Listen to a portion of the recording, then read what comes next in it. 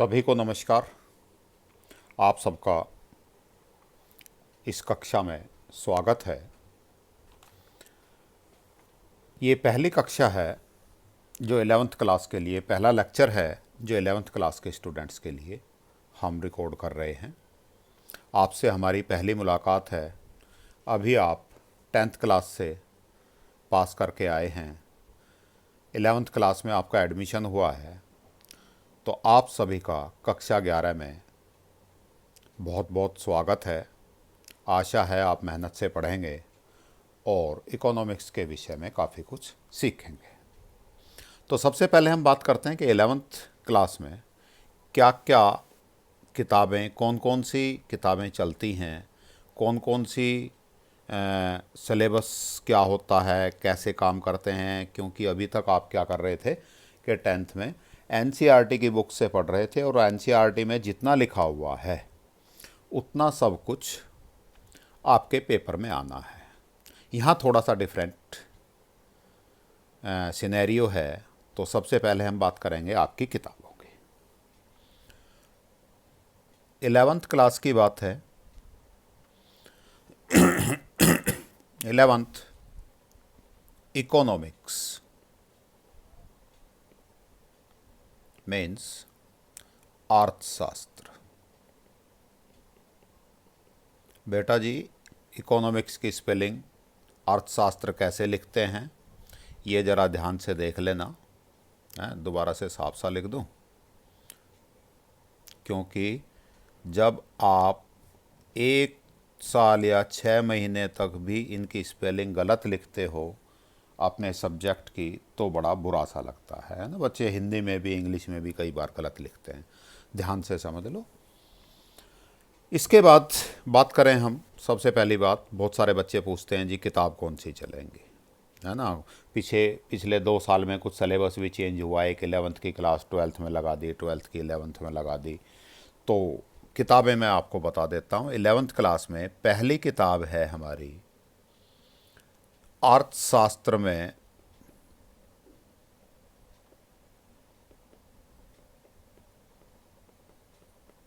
सांख्यिकी।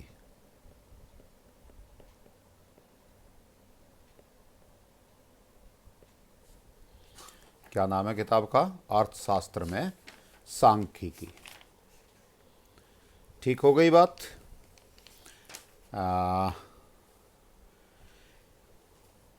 इंग्लिश में स्टैटिक्स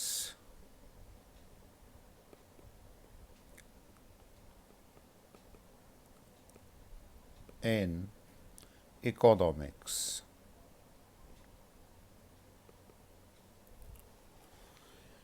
दूसरी किताब जो हमारी चलेगी वो चलेगी व्यष्टि अर्थशास्त्र।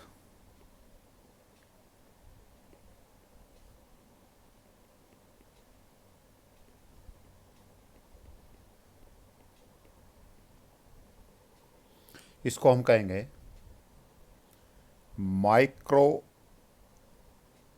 इकोनॉमिक्स। समझ आ गई बात। 11th में आपके सिलेबस में यही 2 बुक हैं। पहली किताब अर्थशास्त्र में सांख्यिकी, इसको हम स्टैटिक्स की बुक बोल देते हैं। स्टैट शॉर्ट में जब आगे आगे पूरे साल पढ़ते हैं तो स्टैट वाली बुक कह देते हैं, है ना। स्टैटिक्स को शॉर्ट में स्टैट भी बोल देते हैं, सांख्यिकी। दूसरी बुक जो है आपकी माइक्रो इकोनॉमिक्स, व्यष्टि अर्थशास्त्र की है। इसको माइक्रो बोल देते हैं शॉर्ट में। वैसे पूरा नाम माइक्रो इकोनॉमिक्स है। इन किताबों के राइटर कौन है? राइटर वही हैं जिसकी किताबें अभी तक पढ़ते आ रहे थे आप, NCERT। मेन बेस आप इसी बुक का रखेंगे। रेफरेंस बुक के लिए यदि इस बुक से कुछ चीज़ें समझ नहीं आ रही हों, कोई प्रॉब्लम हो, रेफरेंस बुक के लिए आप दुनिया भर के राइटर्स की किताब मार्केट में है, लाइब्रेरी में आपके में होंगी रेफरेंस बुक के नाम पे, वो आप किताबें पढ़ सकते हैं, समझ सकते हैं। कोई टॉपिक एनसीईआरटी से समझ नहीं आ रहा तो बाकी कौन सी दूसरे कौन से राइटर की किताबें हम पढ़ेंगे, ये इसमें आपको ज़्यादा बेटर हेल्प कर पाएंगे आपके टीचर्स, है ना, जो आपको पढ़ाते हैं।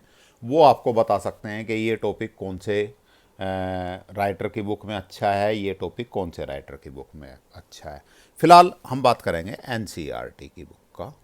और एनसीईआरटी की जो किताबें हैं, ये किताबें फ़िलहाल यदि आप नहीं ख़रीद पा रहे हैं, बाज़ार में कोई दिक्कत है, बाज़ार में आपको किताब नहीं मिल रही हैं, तो एनसीईआरटी की बुक पीडीएफ की फॉर्म में आप अपने मोबाइल में डाउनलोड कर सकते हैं। ठीक है, किताब के नाम मैंने आपको बता दिए। NCERT.NIC.in पे जाओ, इसमें पब्लिकेशन में जाओ नेट पे, ठीक है, ये एड्रेस डालो इंटरनेट पे उसमें पब्लिकेशन में जाओ, पब्लिकेशन में आपको क्लास और बुक्स और वो सारी चीज़ें मिल जाएंगी। ज़्यादा से ज़्यादा आपको इतना हो सकता है कि ये बुक सांख्यिकी पक्का 11th क्लास में ही मिलेगी आपको।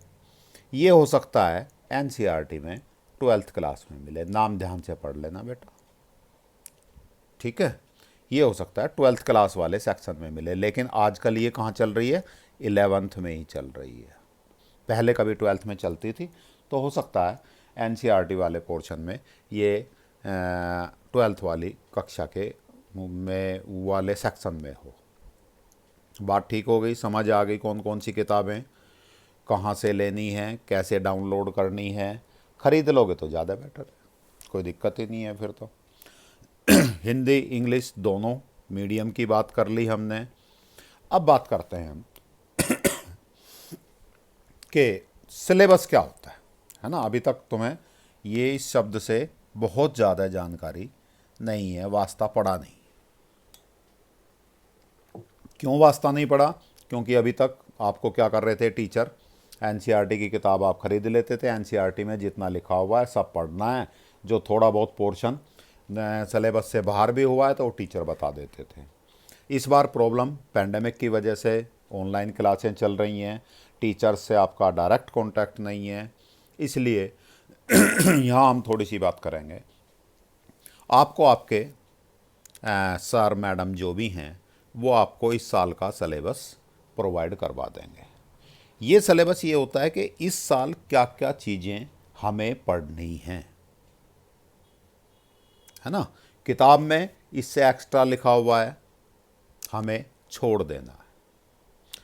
यदि कोई पुरानी किताब है उसमें कोई टॉपिक नहीं है, जैसे यहाँ पॉजिटिव एंड नॉर्मेटिव इकोनॉमिक्स पुरानी किताब में हो सकता है ना हो ये, तो आपको फिर किसी और की किताब लेके, कोई रेफरेंस बुक लेके कहीं से भी ये टॉपिक आपको पढ़ना ही है। तो आप किताब के हिसाब से नहीं पढ़ेंगे, आप किसके हिसाब से पढ़ेंगे, सिलेबस के हिसाब से पढ़ेंगे।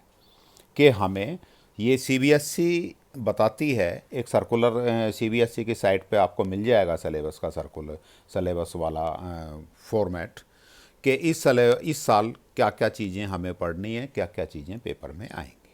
वैसे इस मामले में आपके टीचर्स भी हेल्प करते रहेंगे और हमेशा ही करते हैं, लेकिन इस बार थोड़ी सी प्रॉब्लम टीचर्स के साथ भी, हम लोगों के साथ भी ये आ रही है, क्योंकि आपसे क्लासरूम कॉन्टैक्ट नहीं हो पा रहे। तो कई बार आपके दिमाग में जैसे कोई चैप्टर पढ़ रहे हैं तो उसमें प्रॉब्लम आ रही है, भाई ये पता नहीं टॉपिक पढ़ाया था नहीं पढ़ाया था, ये तो किताब में तो लिखा हुआ है लेकिन सर ने तो क्लास में पढ़ाया नहीं। तो आप वहाँ सिलेबस देख के पता कर सकते हैं। उसी सिलेबस में आपको ये चैप्टर, ये यूनिट कितने मार्क्स की आएगी वो भी है। सेकंड थिंग, एक 11th में बच्चे थोड़ा सा कंफ्यूज हो जाते हैं कि आपने कोई किताब खरीद ली, मान लीजिए किसी वैसे रेफरेंस बुक के नाम पे किसी और पब्लिशर की, प्राइवेट पब्लिशर की किताब खरीद ली, उसमें मैंने बताया ये यूनिट 4, आपको लग रहा है चौथा चैप्टर होगा, ऐसा नहीं है। मान लीजिए एक किताब में 5 यूनिट हैं और चैप्टर 10 हैं, किसी यूनिट में 2 चैप्टर भी हो सकते हैं, किसी यूनिट के 3 चैप्टर भी हो सकते हैं, किसी यूनिट के 1 चैप्टर भी हो सकता है। तो ऐसा कम ज़्यादा हो जाता है, आपको यूनिट वाइज चलना है। तो हम आज शुरू कर रहे हैं आपके साथ पहली क्लास है, आज शुरू कर रहे हैं यूनिट 4, जो इस सेकंड बुक से है बेटा। कौन सी बुक से? इस वाली बुक से है, व्यष्टि अर्थशास्त्र की बुक है। ठीक है, स्टैटिक्स अभी बाद में शुरू करते हैं, पहले शुरू करते हैं व्यष्टि अर्थशास्त्र का सेकंड बुक जो है, उस वाली बुक का पहला चैप्टर शुरू करते हैं, इंट्रोडक्शन। कौन सा? इंट्रोडक्शन, प्रस्तावना।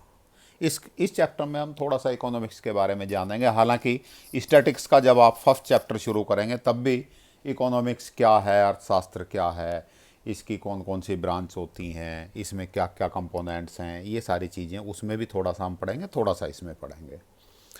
तो पहले हम इस प्रस्तावना चैप्टर को का सिलेबस देखते हैं। 4 मार्क्स का है बेटा जी।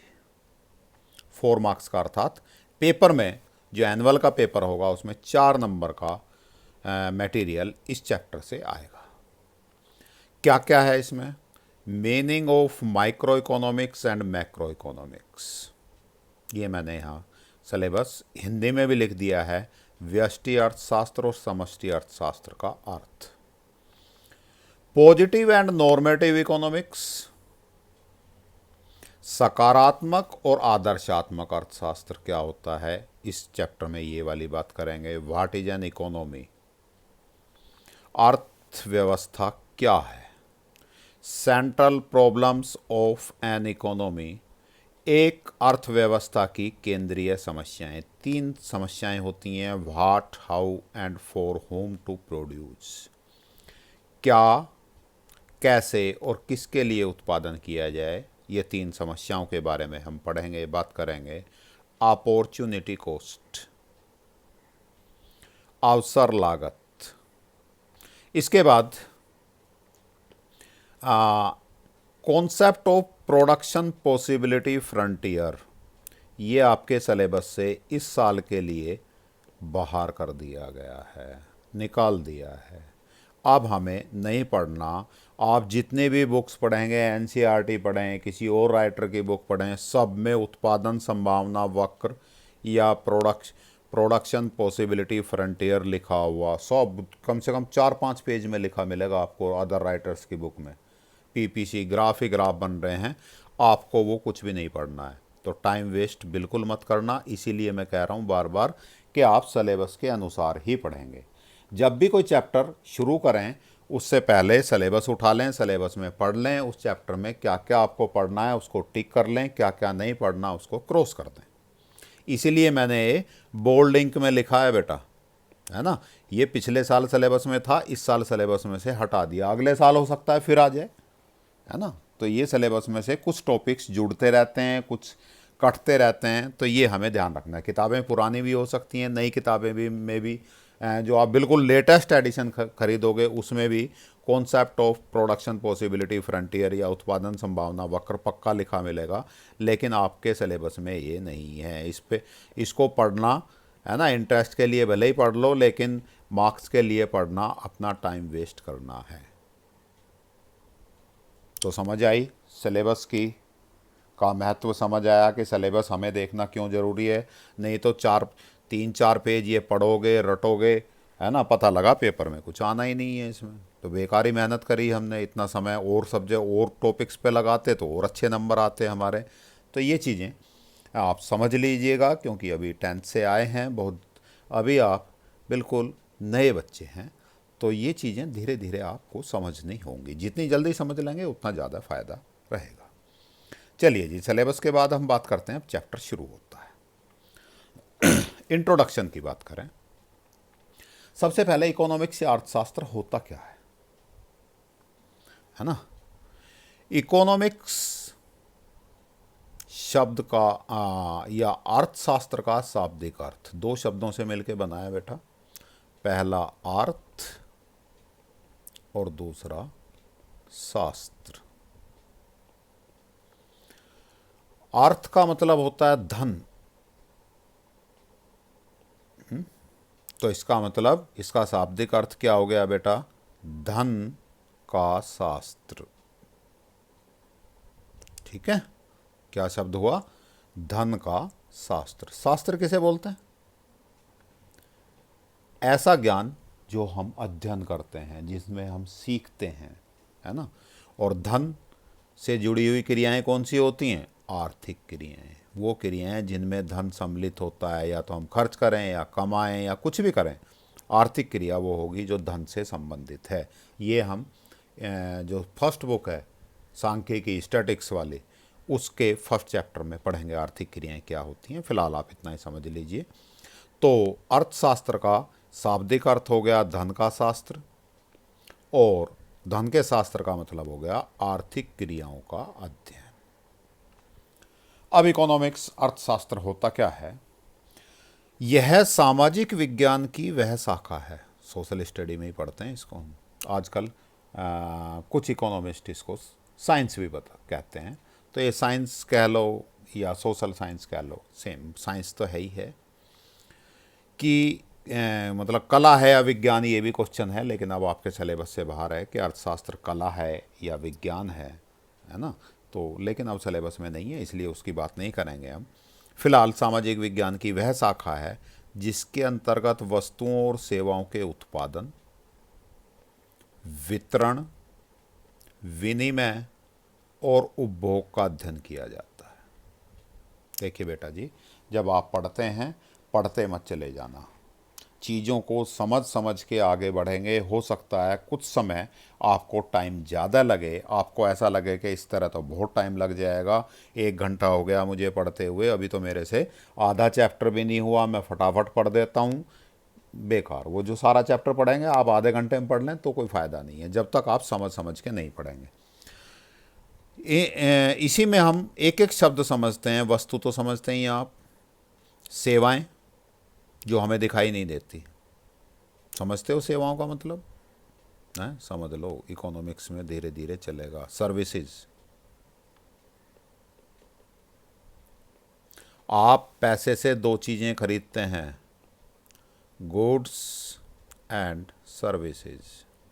गुड्स सामान होता है, वस्तुएं होती हैं, बाज़ार से ब्रेड खरीद लिया, बटर खरीद लिया, मिल्क खरीद लिया, है ना, दाल चावल आटा सूजी सब्जी, ये सब वस्तुएं हो गई। पैसे देते हैं, खरीद लेते हैं, या वो बेच रहा है वस्तुओं को। एक होती है सर्विसेज, सेवाएं, जो दिखाई नहीं देती, जैसे मैं आपको पढ़ा रहा हूँ, है ना, तो आपको एक सेवा दे रहा हूँ, पढ़ाने की सेवा है। मैंने आपको क्या दिया? कुछ फिजिकली दिखाई देता है? नहीं दिखाई देगा, है ना। वो केवल ज्ञान है जो आपके दिमाग तक पहुंच रहा है। तो उसको देखा नहीं जा सकता, छुआ नहीं जा सकता, महसूस नहीं किया जा सकता, है ना। मतलब फील का मतलब है टच नहीं किया जा सकता। जैसे हम चीज़ों को छू कर महसूस कर लेते हैं, ऐसे नहीं कर सकते। तो ये कहलाती हैं सेवाएं। इन सेवाओं में और एग्जाम्पल बात करें हम, आप डॉक्टर के पास जाते हैं, डॉक्टर को डॉक्टर की फीस देते हैं, बदले में डॉक्टर क्या करता है? एक कागज़ पे 4 दवाई या 5 मेडिसिन लिख के दे देता है, ये ले लेना जी। तो उसने आपको कुछ दिया, फिजिकल वस्तु दी, कुछ भौतिक वस्तु दी? नहीं दी, और आपसे फीस ले ली। तो उसने क्या दी? आपको सेवाएं दी। तो समझ आ गई। तो ऐसे इनका उत्पादन भी दोनों का होता है, तभी तो आपको मिलेंगे। का उत्पादन अर्थात इन चीज़ों का प्रोडक्शन करना, प्रोड्यूस करना, इन चीज़ों को बनाना, बेचना, आपको उपलब्ध करवाना, वस्तुओं और सेवाओं का। वितरण मीन्स किसी वस्तु या सेवा को पूरे बाजार में, पूरे हिंदुस्तान के सभी लोगों तक पहुंचाना।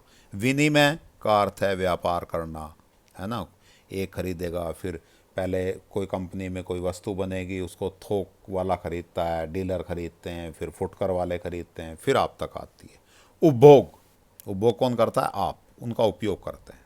ब्रेड कंपनी में बनी, फैक्ट्री में बनी ब्रेड, फिर वो बड़े डीलर के पास आएगी, थोक विक्रेता के पास आएगी, वहाँ से आपके मार्केट का जो फुटकर विक्रेता है उसके पास आएगी, है ना। और वहाँ से फिर आप लेंगे और आप उसका उपभोग करेंगे। उपभोग का मतलब है आप उसका उपयोग कर लेंगे, आप उसको ख़त्म कर दें, उसका यूज करें, इस्तेमाल करें, ये सारा। इन सब चीज़ों का अध्ययन हम इकोनॉमिक्स में करते हैं।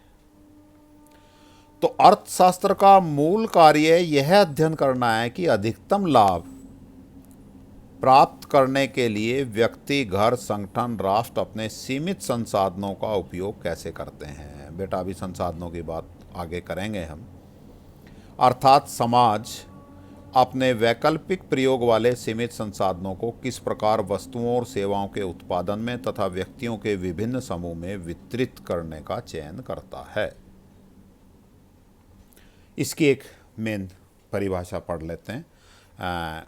एक दो इकोनॉमिस्ट के हिसाब से हम परिभाषा देखते हैं। एडम स्मिथ अर्थशास्त्री हुए एक, है ना, इकोनॉमिस्ट। अर्थशास्त्र के जनक भी बोलते हैं, फादर ऑफ इकोनॉमिक्स कहते हैं इनको बेटा जी, हैं। कॉमन सेंस की, जीके की बात है। फादर ऑफ इकोनॉमिक्स कौन है? Adam Smith. उनके अनुसार धन के शास्त्र को अर्थशास्त्र कहते हैं, जो हमने इसका शाब्दिक अर्थ बताया था। एक इकोनॉमिस्ट हैं रॉबिन्स, उनके अनुसार अर्थशास्त्र वह विज्ञान है जो मानव व्यवहार का अध्ययन, उसकी असीमित आवश्यकताओं, इच्छाओं एवं उपलब्ध संसाधनों के वैकल्पिक प्रयोग के मध्य संबंध का अध्ययन करता है।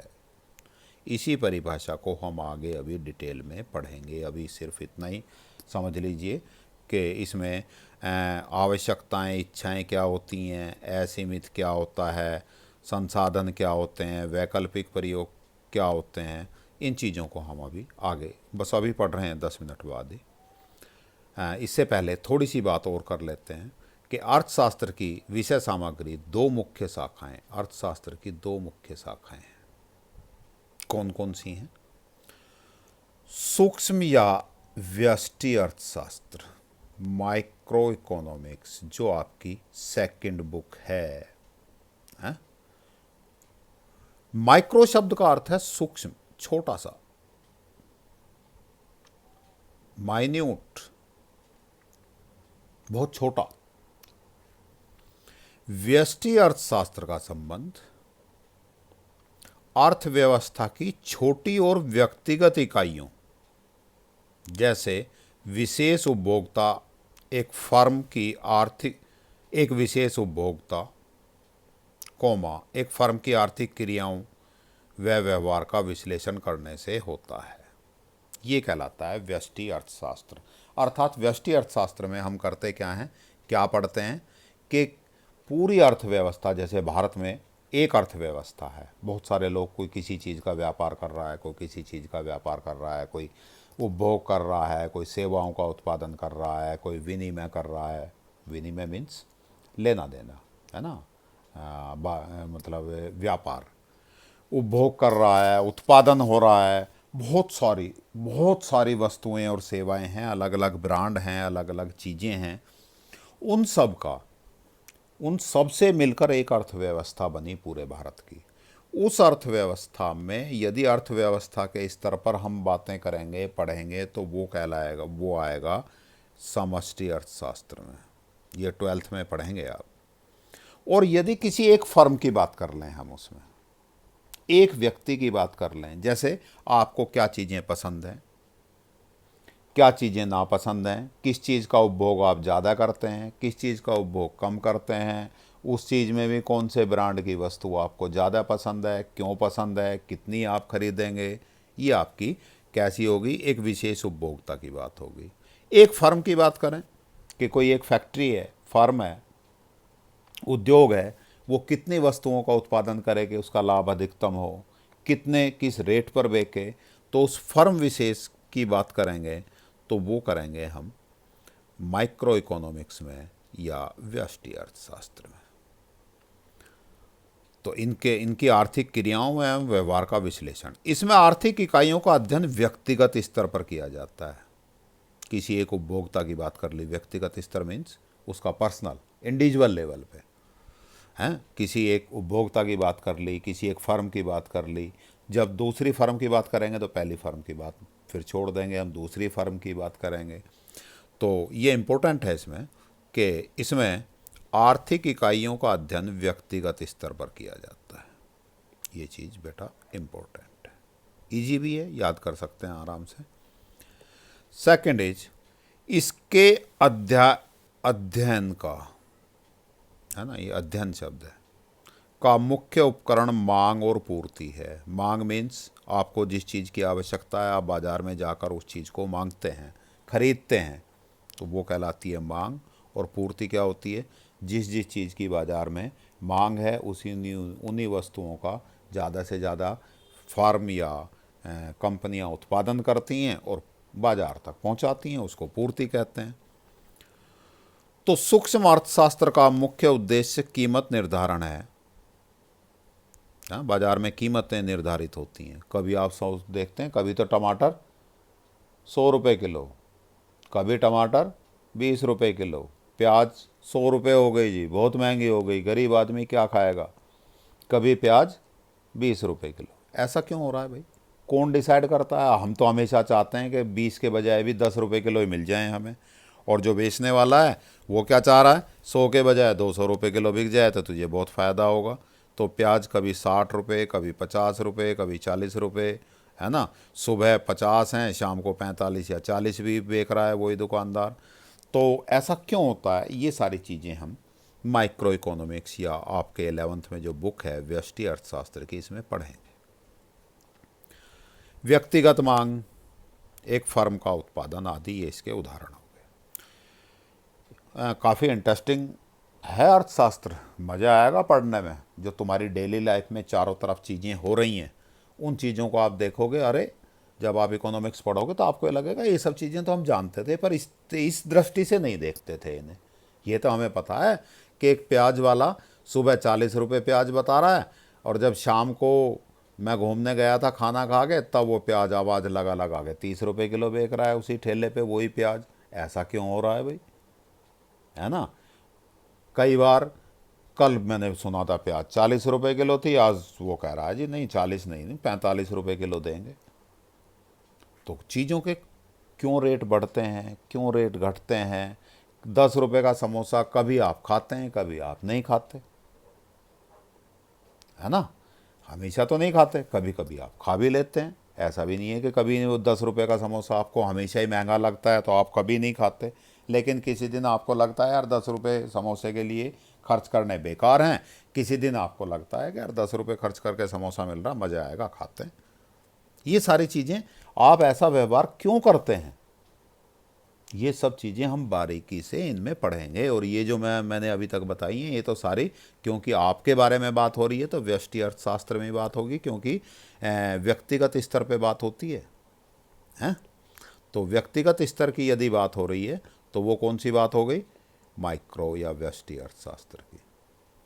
तो व्यक्तिगत स्तर की बातें हम 11th में ही पढ़ेंगे। आपका कैसा व्यवहार होता है बाज़ार में जाके, कभी चीज़ें आप खरीदते हैं, कभी नहीं खरीदते, क्यों खरीदते हैं, क्यों नहीं खरीदते, आपको भी पता नहीं है फ़िलहाल मैं पूछूं तो। लेकिन जब आप इसमें पढ़ेंगे तो आपको लगेगा कि हाँ सर मैडम जो भी आपको पढ़ा रहे हैं आपके टीचर, यार बात तो ठीक कह रहे हैं, हाँ ऐसा ही था भाई, है ना। तो ये चीज़ें बड़ा मज़ा आएगा पढ़ने में आपको इन चीज़ों को। इसके बाद हम दूसरा जो इसकी शाखा है ना, यहाँ बात करें हमने 2 मुख्य शाखाओं में अध्ययन किया जाता है।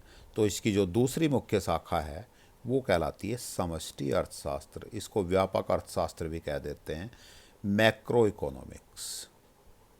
ये आप 12th में पढ़ेंगे बेटा जी। कब पढ़ेंगे? 12th में। ये वाली बुक तो आप 11th में ही पढ़ेंगे। और 12th से भी ज़्यादा मज़ेदार आपको लगेगी 11th वाली बुक, मज़ा आएगा पढ़ने पढ़ाने में। चलिए जी, मैक्रो इकोनॉमिक्स, मैक्रो का अर्थ होता है बड़ा, माइक्रो ये वाली माइक्रो थी, माइक्रो का मतलब होता है छोटा सूक्ष्म, और मैक्रो बड़ा, वृहत, व्यापक। तो व्यष्टि अर्थशास्त्र में संपूर्ण अर्थव्यवस्था के स्तर पर संबंधित समग्र का अध्ययन किया जाता है। दिख रहा है अंतर? इसमें आर्थिक इकाइयों का अध्ययन व्यक्तिगत स्तर पे किया जाता है और यहाँ अध्ययन किस पे कर रहे हैं? संपूर्ण अर्थव्यवस्था के स्तर पर अध्ययन करते हैं। इसके मुख्य उपकरण समग्र मांग और समग्र आपूर्ति हैं। इसके मुख्य उपकरण क्या थे? मांग और पूर्ति। माइक्रो के, मैक्रो के कौन से हो गए? मांग और पूर्ति हैं। इससे पहले क्या शब्द लग गया? समग्र। क्या होता है समग्र? 12th में आप डिटेल में समझ लेंगे, दो पूरे पूरे चैप्टर हैं। समष्टि अर्थशास्त्र का मुख्य उद्देश्य आय रोजगार के संतुलन स्तर का निर्धारण है। क्या क्या? आय और रोजगार। यहां क्या था मुख्य उद्देश्य? कीमत निर्धारण है। इसका उदाहरण राष्ट्रीय आय, समग्र उत्पादन, समग्र उपभोग, समग्र मांग, ये चीज़ें हैं। तो इसमें आपसे कई बार क्या पूछ लेते हैं बेटा, वो पेपर में, व्यष्टि अर्थशास्त्र और समष्टि अर्थशास्त्र में अंतर बताइए। पहला अंतर है ना, इसी में से निकलेगा। ये बनानी चीज़ें बनानी सीख लो। आपको लगे कि हमें तो अलग अलग पढ़ाया था जी, परिभाषा वरिभाषा तो पढ़ाई थी, अंतर तो हमें पढ़ाया नहीं टीचर ने, हमारे टीचर ने, तो हम कैसे करें, है ना। और क्वेश्चन पूछ लिया अंतर का, ये तो बढ़िया बात नहीं है बेटा जी। आप थोड़े से आप बड़े हो गए तो अंतर इसमें से बनाने सीख लो। एक एग्जाम्पल बता देता हूँ यही वाले में अंतर कैसे। पहला अंतर, इसमें माइक्रो, एक लाइन खींचेंगे आप, इधर लिख लेंगे माइक्रो इकोनॉमिक्स, इधर लिख लेंगे मैक्रो इकोनॉमिक्स।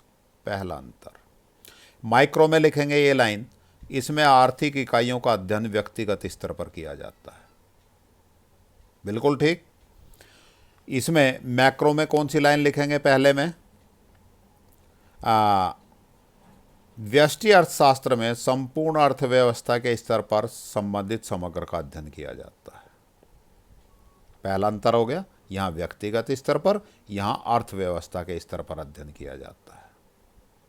दूसरा अंतर, दूसरे अंतर की बात करूं, माइक्रो में लिखना है हमें, तो माइक्रो में बात करें, इसके अध्ययन के मुख्य उपकरण मांग और पूर्ति हैं। ये दूसरा, इसके मुख्य उपकरण मांग और पूर्ति हैं। इसका दूसरा अंतर ये वाला लिखेंगे, किसका? मैक्रो इकोनॉमिक्स का। इसके मुख्य उपकरण समग्र मांग और समग्र पूर्ति हैं। तीसरा अंतर, सूक्ष्म की बजाय यहाँ आप व्यष्टि भी लिख सकते हैं। व्यष्टि अर्थशास्त्र का मुख्य उद्देश्य कीमत निर्धारण है। इसका मुख्य उद्देश्य क्या है? आय रोजगार के संतुलन स्तर का निर्धारण है। चौथे में इसके उदाहरण लिख दो, यहाँ चौथे में इसके उदाहरण लिख दो, दो दो उदाहरण भी लिख दोगे तब भी सफिशिएंट। 4 अंतर हो गए। इस तरह से बनाने बेटा जी सीख लो। चलिए जी, अब आगे बात करें अर्थव्यवस्था। ये भी जो सांख्यिकी वाली बुक है उसके फर्स्ट चैप्टर में 3 तरह की अर्थव्यवस्थाएं होती हैं, डिटेल में हम पढ़ेंगे। तो इसको डिटेल में पढ़ने के लिए जब हम वो चैप्टर करेंगे तो हम पढ़ पाएंगे उन चीज़ों को। तो अर्थव्यवस्था, फिलहाल हम इसकी परिभाषा पढ़ लेते हैं कि अर्थव्यवस्था वह प्रणाली है जो लोगों को आजीविका अर्जित करने के साधन और आजीविका प्रदान करती है। आजीविका क्या होती है भाई?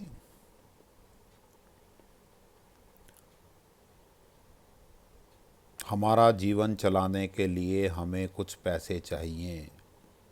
जीवन की मूलभूत आवश्यकताओं की पूर्ति करने के लिए बाजार से कुछ वस्तुएं और सेवाएं हमें खरीदनी पड़ती हैं, और ये वस्तुएं और सेवाएं किससे मिल रही हैं? पैसे से मिल रही हैं। तो आपके पापा जो नौकरी करते हैं वो आजीविका कमा रहे हैं, अर्थात जिंदा रहने के लिए साधन खरीदने पड़ेंगे। तो जो साधन खरीदने के लिए हमें कार्य करना पड़ता है वो कहलाता है आजीविका। तो अर्थव्यवस्था वह प्रणाली है जो लोगों को आजीविका अर्जित करने के साधन और आजीविका प्रदान करती है। आजीविका अर्जित करने के साधन का मतलब कि हमें नौकरी या जो रोजगार, व्यापार, उत्पादन, उपभोग कुछ तो कर ही रहे हैं हम, है ना। अपना जीवन व्यापन करने के लिए ना कह देते हैं ना, बेटा कमा के खाना ही पड़ेगा, तो कुछ तो हमें करके खाना ही है, बिना करे तो रोटी नहीं मिलेगी। तो उसके लिए साधन है ना, किसी को मान लीजिए साधन मिल गया कि कोई दुकान खोल ली किसी ने नौकरी कर ली, किसी ने व्यापार कर लिया है, किसी ने कुछ चीज़ों का उत्पादन ही शुरू कर दिया। ये सारे इसी प्रणाली की देन है, अर्थव्यवस्था की ही देन है, और आजीविका प्रदान करती है। साथ में उसको फिर इतना पैसा, धन या संसार साधन मिल जाएंगे कि वो अपने लायक काम कर सके। हमारे देश में कौन सी अर्थव्यवस्था है? अर्थव्यवस्था 3 तरह की होती हैं। 2 तरह की अर्थव्यवस्था अभी नहीं पढ़ेंगे हम, क्योंकि बहुत टाइम लग जाएगा नहीं तो। हमारे देश में मिश्रित अर्थव्यवस्था है, मिक्स्ड इकोनॉमी है ना। एक मिश्रित अर्थव्यवस्था क्या होती है ये पढ़ लेते हैं। मिश्रित अर्थव्यवस्था वह अर्थव्यवस्था है जिसमें निजी और सार्वजनिक क्षेत्र दोनों साथ साथ काम करते हैं और समृद्धि तथा विकास की प्रक्रिया को चलाते हैं। इसका क्या अर्थ है? निजी का मतलब है प्राइवेट, जो लोग चीज़ों का उत्पादन करते हैं और विनिमय करते हैं, वितरण करते हैं, समझ रहे हो आप। और कुछ काम सरकार करती है। जैसे आपके यहाँ बसें हैं, प्राइवेट बसें भी चलती हैं, उनको कौन चला रहा है? निजी, वो निजी बसें हैं, इसीलिए प्राइवेट बोलते हैं। कोई व्यक्ति ने खरीदी होगी वो बस, आपसे पैसा लेता है, बैठा के एक जगह से दूसरी जगह तक छोड़ देता है। डीटीसी भी चलती है दिल्ली में, बसें चलती हैं सरकारी बसें, वो पब्लिक, दोनों तरह की बसें चल रही हैं। तो यहाँ दोनों तरह से काम हो रहा है। कौन कौन सी तरह से? बाज़ार में प्राइवेट लोग भी हैं और सरकारी भी हैं। आपको जो वस्तुएं और सेवाएं मिल रही हैं, कुछ प्राइवेट, मैक्सिमम चीज़ें प्राइवेट मिलती हैं, है ना। ब्रेड बटर, जितने भी आप ये ख़रीदते हैं चीज़ें, खाने पीने की वस्तुएं हैं, कपड़ा है, ये सब कौन दे रहा है आपको? प्राइवेट वाले उत्पादन कर रहे हैं, वही बांट रहे हैं, वही आप उन्हीं से आप खरीदते हैं। कुछ चीज़ें सार्वजनिक हैं, सरकार बनाती है, जैसे रेल है, प्राइवेट नहीं है, सरकारी है। अब प्राइवेटाइजेशन की बात हो रही है कुछ, वो अलग चीज़ है। तो इस मिश्रित अर्थव्यवस्था, मिश्रित मीन्स दोनों का मिश्रण हो गया, दोनों आपस में जुड़ गई, दोनों मिलके काम कर रही हैं। कौन कौन सी? निजी और सार्वजनिक, दोनों साथ साथ काम करते हैं और समृद्धि तथा विकास की प्रक्रिया को चलाते हैं। देश आगे बढ़ रहा है, चीज़ों और वस्तुओं का उत्पादन हो रहा है, आपका जीवन ज़्यादा सुखमय हो रहा है। अधिकतर वस्तुओं के उत्पादन को बाजार शक्तियों की स्वतंत्र अंतःक्रिया पर छोड़ दिया जाता है। ज़्यादातर वस्तुएं तो बाजार ही जाने, जितनी पूर्ति, जितनी डिमांड, उसके अनुसार उसकी कीमत डिसाइड होगी। ये सब डिटेल में हम आगे पढ़ेंगे। किसी वस्तु की कीमत कैसे निर्धारित होती है, वो जो मैंने एग्जांपल दिया कि प्याज कभी 40 रुपये तो कभी 100 रुपये, ऐसा क्यों? तो वो सब कैसे होता है वो हम पूरे इसमें पढ़ेंगे। तो अधिकतर वस्तुओं के उत्पादन को बाजार शक्तियों की स्वतंत्र क्रियाओं पर छोड़ दिया जाता है, परंतु सामाजिक कल्याण को अधिकतम करने की दृष्टि से सरकार नियंत्रण के साथ विनिमय भी करती है। सामाजिक कल्याण का अर्थ क्या है?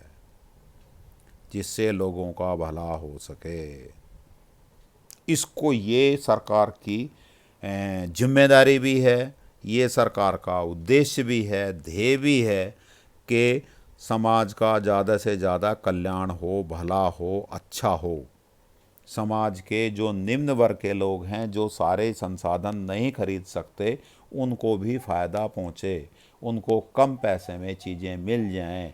इसी समाज कल्याण के लिए सरकार स्कूल खोलती है कि बच्चे कम पैसे दे के भी या फ्री एजुकेशन ले सकें। जिसके माँ बाप के पास पैसा खर्च करने के लिए नहीं है, उन बच्चों को भी शिक्षित किया जा सके, वो बच्चे भी शिक्षा ग्रहण कर सकें। इसी में ही राशन की दुकानें आती हैं, समाज कल्याण की दृष्टि से ही, कि जगह जगह राशन की दुकानें खुली हुई हैं। जो गरीब लोग हैं उनको सस्ती दरों पे अनाज और चावल और चीज़ें, गेहूँ चावल या अन्य चीज़ें मिल जाएं, जिससे वो भूख से ना मरें, कम से कम उनको पेट भरने के लिए सामान मिल जाए। तो किसी अर्थव्यवस्था में क्या क्या गतिविधियाँ होती हैं? उत्पादन होता है, उपभोग होता है। उत्पादन मीन्स वस्तुओं और सेवाओं का उत्पादन, ये पहले बात भी हो गई हमारी। उपभोग का मतलब है वस्तुओं और सेवाओं को कंज्यूम कर लेना, उपयोग कर लेना। निवेश, जब किसी चीज़ का कोई फैक्ट्री लगाते हैं तो उसमें पैसा लगाना पड़ता है, उसको हम कहते हैं निवेश या पूंजी निर्माण। चलिए आगे बात करते हैं। दुर्लभता। दुर्लभता से अभिप्राय उस स्थिति से है जिसमें संसाधन संपूर्ण मानव आवश्यकताओं को पूरा करने में अपर्याप्त रहते हैं। एक काम करें बेटा, इसको यहीं तक छोड़ते हैं आज। दुर्लभता कल ही बात करेंगे हैं। अभी आप छोटे हो तो ज़्यादा बड़ा लेक्चर आपको बोरिंग हो जाएगा, आपको लगेगा कि यार ये तो बहुत लंबा हो गया, सर ने दिमाग गरम कर दिया हैं। तो आज इतना ही करते हैं। आपको उम्मीद है मेरी बातें समझ आई होंगी, जितना भी थोड़ा ही सिलेबस हुआ है, जितना मैंने पढ़ाया है वो अच्छे से समझ आई होंगी, है ना। और घबराना मत, इकोनॉमिक्स बिल्कुल टफ सब्जेक्ट नहीं है, बिल्कुल भी टफ सब्जेक्ट नहीं है। इसको अपनी डेली लाइफ से, अपनी चारों तरफ की ज़िंदगी से जोड़ के देखोगे, समझ के देखोगे, मज़ा आएगा पढ़ने में। समझ आएगा कि बाज़ार में हो क्या रहा है ना, ये चीज़ें कैसे कैसे चल रही हैं। और ये जानकारी आजीविका कमाने में आपको हेल्प करेंगी। और आजीविका दुनिया में सबसे ज़्यादा इम्पोर्टेंट चीज़ है ना। कमाने के लिए ये चीज़ें सारी हेल्प करेंगी। और बिना कमाए गुजारा दुनिया में नहीं है, आप चाहे भारत में रहते हैं चाहे कहीं रहते हैं। तो चलिए, आपने मेरी बातें ध्यान से सुनी, इसके लिए धन्यवाद। आपसे मुलाकात होगी नई वीडियो में, नए लेक्चर में। तब तक के लिए आप उम्मीद है कि किताबें ख़रीद लेंगे। और पहले किताब ख़रीद लो या डाउनलोड कर लो एनसीईआरटी की, है ना। एनसीईआरटी की तो है, डाउनलोड भी कर सकते हो। फ़िलहाल ख़रीद नहीं पा रहे तो डाउनलोड कर लो, मोबाइल में पढ़ सकते हो। तो एनसीईआरटी का पहला चैप्टर आप पढ़ लेंगे अगले वीडियो तक, ये मेरी उम्मीद है ना। तो फिर आपको चीज़ें पढ़ने में, समझने में और ज़्यादा बढ़िया लगेगा, आसान हो जाएंगी। चलिए, हैव ए गुड डे, आपका दिन शुभ हो। Thank you.